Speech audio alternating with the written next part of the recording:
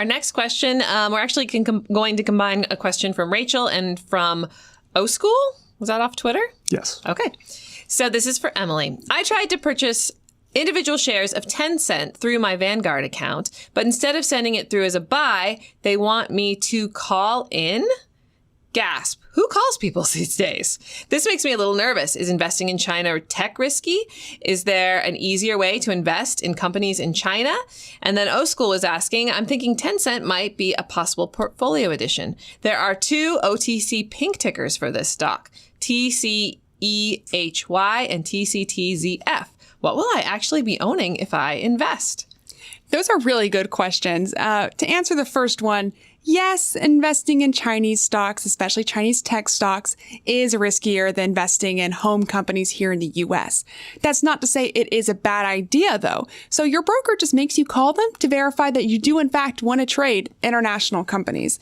And these are, for the most part, traded over American Depository Receipts, ADRs. So these do represent typically one share, sometimes it depends, of the underlying company. So if you buy an ADR of Tencent, theoretically, you're owning one share of the company listed in Hong Kong.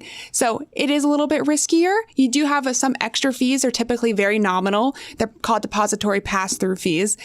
These range from 1 to 5 cents per share. So you'll get those charges typically once a year. So there are some nominal fees there. That being said, if you are interested in buying international companies, and I think every investor in one form or another should have some international exposure, these are totally fine ways of doing so. Some brokers will require you to call in. Some will just say you can trade automatically. I use Fidelity. I've never had to call for Fidelity, but there's no reason to say that, that 5 minutes out of your time to call, get that approval. You won't have to do it every time you trade that stock. And for Tencent in particular, it does have 2 pink sheets, 2 tickers traded over the counter.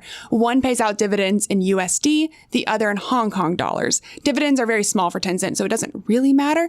But for the most part, you'll probably want to buy the TCEHY. That's the one that pays out dividends in US dollars. It's also more liquid, so you're more likely to get a better rate when you buy and sell. So both of these people are interested in Tencent.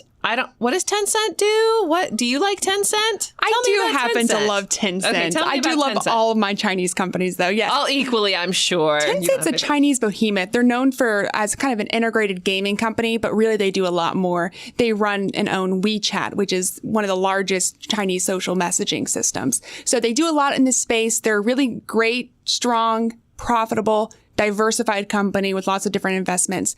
But they do have some of that Chinese exposure. So obviously the market's been a little unfriendly to our Chinese companies with gaming regulations and a trade war. So whether or not you want to add it to your portfolio obviously is up to your discretion. And just for our listener background, you spent time in China. I did. I did my undergrad in China, in Shanghai. And I did know for firsthand I could not live there without using at least one of Tencent's products. So it is one of my higher conviction Chinese holdings.